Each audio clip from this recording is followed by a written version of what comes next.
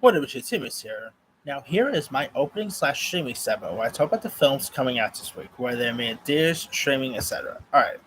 Now, not really a lot of big ones coming out this week, more like small affairs.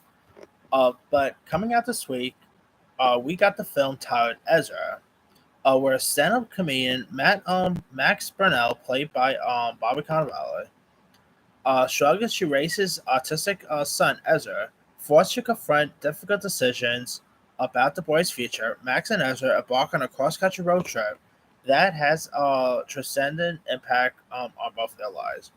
Now, this actually also is directed by Tony Goldwyn, who you might remember as the president from the show Scandal, or the one who pretty much took Patrick Swayze's life in Ghost. You also have the likes of Rose Burns also in this. Robert De Niro. The shows have looked really decent. Looks really charming. The chemistry between Bobby Cannavale and his Oscar son looks really decent.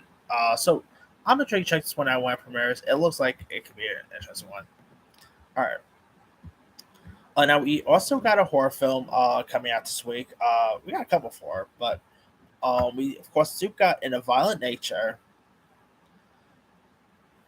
where like a group of teens take pretty much takes a locket from a collapsed fire tower in the woods. They unwillingly resurrect the rotting corpse of Johnny, a vengeful spirit spurred on by horrific 60-year-old crime. The undead killer soon embarks on a bloody rampage to retrieve the stolen locket, methodically slaughtering anyone who gets in his way. Now, this is actually a very interesting one because it's actually really like telling the point of view of the killer rather than the point of view of like the characters surrounding him and all. And this looks really terrific. It looks creepy. Look, from what I've heard, this is supposed to be pretty bloody. I kid you not. Lots of theaters were even handing out barf bags because how gruesome some scenes are. So I'm all for this. So hopefully, a good one.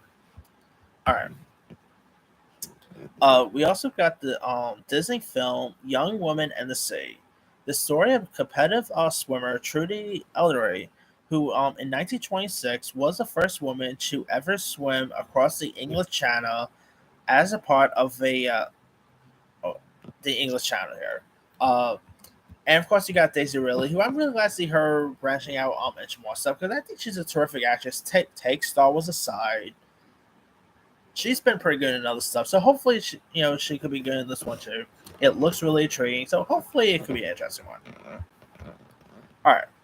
Now we also got a couple of streamings, uh, project like films out this week as well. Like on Disney Plus, we do got the Jim Henson documentary called Jim Henson Idea Man, directed by Ron Howard. Uh, J- now, it is of course about puppeteer Jim Henson. The film chronicles Henson's life from early years of his career to the creation of properties like The Muppets, Sesame Street, Dark Crystal, and many others. And the trailer for this looks terrific. I've always loved The Muppets. Jim Henson has always been so iconic. So seeing like a documentary about him definitely piques my interest. I'm still hoping we get a biopic one of these days. But hey, a documentary, I'll take what I can. This does look like an interesting one to check out. So hopefully I'll end up enjoying. But I mean, I don't think I've really been this invested in documentaries since maybe the Mister Rogers doc a couple years ago. So I'm definitely intrigued to see this one when it premieres. All right, now on Netflix, we got something called A Part of You.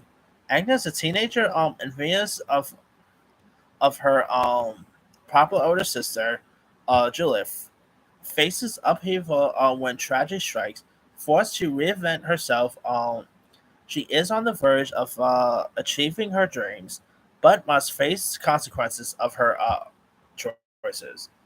And to be honest, I saw the preview for this. Doesn't look all that interesting to me, so probably not gonna give that one to go. All right, there's also a film titled Bionic, uh, in a dystopian future where a robotic priest sorry processes redefine sports. Two sisters compete in a long jump, but their rivalry leads them down sinister path. And this could be interesting. I mean, it looks a little better than Adolescent, so that's for sure. So could be cool. All right. Uh, we also have Die Hard 2, Die Harder, which you guys don't know. They made this into a series on Roku, but they're actually putting it wanting to make it a feature coming to Prime. So that could be cool. Of course, this has Kevin Hart, John Cena. I thought the series was pretty decent. So it's gonna be interesting to see this in like a film form. So that could be cool. All right. We on Max we got Gaga Chromatica Bar, which this actually premiered this past week though. This is of course Lady Gaga's sold out show s- at LA's Dodger Stadium during her 2022 Chromatic Board tour. She of course performed songs such as "Stupid Love," "Bad Romance," "Poker Face," "Shallow," and many others. I Odd that they're not releasing. I mean, after the success of Taylor Swift's Eras tour, would have expected them to release this thing in theaters rather than streaming. But hey, maybe they don't think Lady Gaga tour concert film will be as good as the Taylor Swift concert film. Man, that could be it. But hey, Lady Gaga is still obviously an icon, so could be cool. Check out though. All right. Uh, At Phantom Events, we got the Commandant's Shadow. It follows Hans Jürgen Haas, the son of Rudolf Haas, the camp commandant of Ashwasis, when he confronts the father's involvement in the murder of over 1 million Jews during the Holocaust. Now, this is actually, of course, pretty much like more similar to the same story of the recent Oscar-nominated film of The Zone of Interest. So, could be cool to check out, I guess. All right. We also got a couple of other documentaries out. We got Invisible Nation, where director Vanessa Hope gains unprecedented across to Taiwan's first female president, Tasa Zing Ying Wen, in the fight to preserve her country's hen one democracy. So that could be interesting to check out. All right, we also got the couple of anime stuff coming out this week. We got Robot Dreams, which of course just got an Oscar nomination for Best Anime Feature. In 1980s New York City, Dog ensembles Robot as a companion, and they become best buddies. On a Labor Day outing to Coney Island, Robot's metal parts rust and can move. And this looks really decent. Looks charming. It doesn't even have any dialogue, so that could be cool to check out. Uh, this actually got a Oscar nomination for Best Anime Feature, so there's that too. So I'll definitely give this one a go when it premieres. We also got a film, sorry if I'm mispronouncing this, called Hayu the Dumpster Battle, which is an anime film where Shahu Hanada joins Carl Suno High School volleyball team to immaculate his idol, the low giant. But he has to team up with Toyo's Kagama, his former rival. That could be interesting to check out. We also got a film titled "The Legend of Cat Claw's Mountain," which is coming to VOD here. A young girl goes on a journey to find a mystical treasure, but while on his journey, she discovers a secret that would change everything. It features the likes of original Hercules actor Kevin Sabo, Robert Devey, and horror icon Dee Wallace. So that could be cool to check out, I guess. I mean, yeah, I do love these type of family adventure films, so that could be interesting. All right, we also got a film called The Execution. Uh, for 10 years, the country's most wanted serial killer has evaded police. Even when he's finally caught, nobody can prove his guilty. As the manhunt intensifies, the investigation grows increasingly professional between detective and suspect. So that could be interesting to check out. All right. We also got a film titled The Hangman. During a camping trip from hell, a father battles a murderous cult and bloodthirsty demons known as the Hangman to save his kidnapped son. Oh, okay, that could be interesting to check out there. We got a horror film called Handling the Dead. Stockholm 2002, A Storm Shattered the Living, awakens the dead. All those who have been missing for 2 months uh, come back to life for the families. Hope mingles with horror. That could be interesting to check out. All right, you also got a film titled What You Wish For. A down on his luck chef assumes the identity of an old uh, culinary friend who's a private chef for the wealthy. As the motives of his mysterious clients become clear, he desperately tries to find a way. Now this also stars Nick Stye, who you might know from Terminator 3 fame, so it's always cool seeing him and stuff. All right. We also got a film titled Big Boys, which stars Bone star Emily Deschanel, who's of course the sister of Zoe Deschanel. A teenage boy experiences a awakening when he falls for his cousin's boyfriend on a family camping trip. That could be interesting like coming of age tale there. All right, we also got a film called Backspot, which stars Ellen Page as well as the girl from Devery Jacobs, of course, from Reservation Dogs fame, and she was just in Echo. Now here's what it's about. Raleigh gets the chance of her to cheer with the All-Star Squad Thunderhawks. With a competition looming, Raleigh must navigate her crippling anxiety, her relationship with her girlfriend, and her desperate need to approval from her new coach. Of course, you got Evan Rachel Wood, who's always terrific. So this could be interesting to check out. I believe Ella Page is a producer on this, if I'm not mistaken. So that could be interesting to see. All right, we also got a film called Summer Camp, which is from the director of the After sequels, which were terrible. You got the likes of Diane Keaton, Eugene Levy, Josh Peck, Kathy Bates, Alfred Woodard, were childhood best friends Nora, Ginny, and Mary used to spend every summer at a sleepaway camp together. Years later, they're given the opportunity to reunite. Now, I mean, you got a good cast. You got Diane Keaton, who was always terrific. Uh, Alfred Woodard, Eugene Levy's always great. Josh Peck is also in this. Nicole Richie. Got some cool cast members, but the trailer does not look all that great. Doesn't look all that funny. It looks pretty terrible. So hopefully I'm wrong. Maybe it'll be a surprise. Who knows? But we'll see. All right.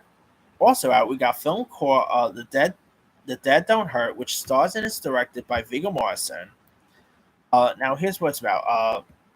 When the man she loves, Holger Olsen, goes off to fight the Civil War, Vivian Lee Cloudy must fend for herself in a place controlled by a corrupt mayor and his unscrupulous business partner.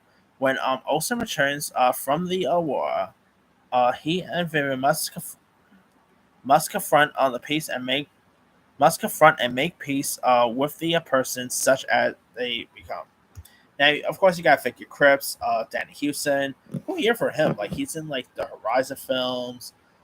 He's also in that Crow remake. He's gonna be in that upcoming Naked Gun reboot. So cool couple years for Danny Houston there. Although I love Viggo Mortensen, like he did do this like I forgot the name of it. But his last directing film with Lance Henriksen, forgot the full name, but that I remember seeing that around like before theaters reopened. Not a bad little film there. Of course, Viggo Mortensen is always terrific. So I don't know, maybe this could be good, but the trailers I am looks a little boring. Doesn't really do anything to pique my interest. So hopefully I'll enjoy it, but we'll see. All right. We also got a film called The Young Wife. On her wedding day, all the stands between the young woman and Marshall Bliss is surviving the chaos and expectations of family, friends, each each satisfying her sparring panic. So, I don't know, that could be interesting. Now, this does star Kirstie Clemens, who was just in The Flash. You also have Leon Bridges also in this. Cheryl Lee Rowell. So, got some really cool cast members. So I don't know. Hopefully it's a good one, but I'll say there. All right. Now we also got lots of stuff coming to TV. Not really a whole lot, I should say. We Now there's this show I forgot to write down called Geek Girl that's coming to Netflix, and this looks interesting here.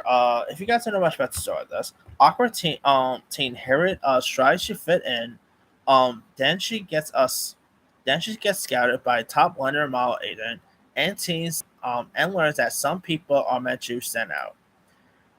So this I don't know could be a check out. Now this does star Emily Carey, who if that name sounds familiar. She actually played young Diana in 2017 Wonder Woman. So really cool to see her getting a breakout role here.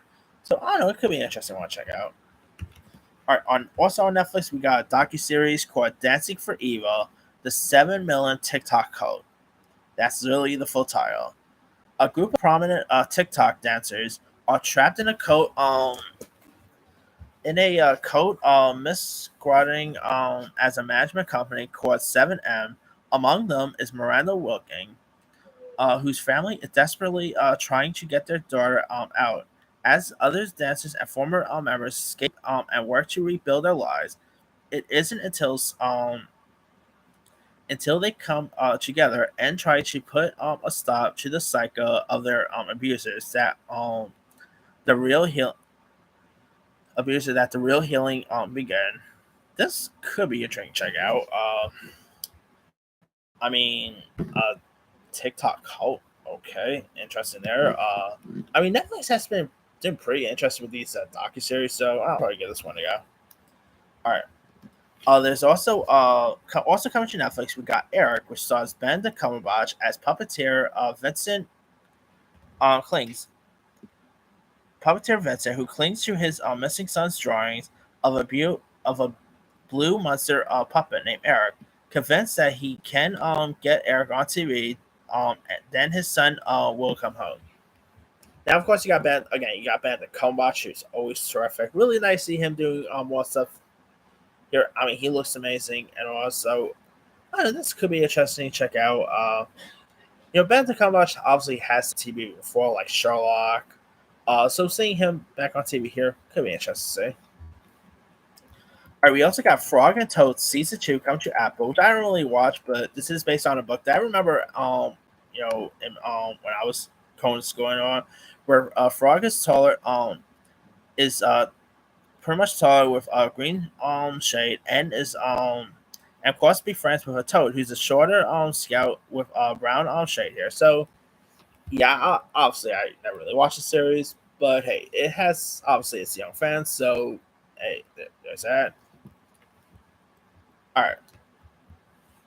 Last but not least, out this week, we got The Outlaws coming to Prime Video, which of course stars Chris Walken, Stephen Merchant.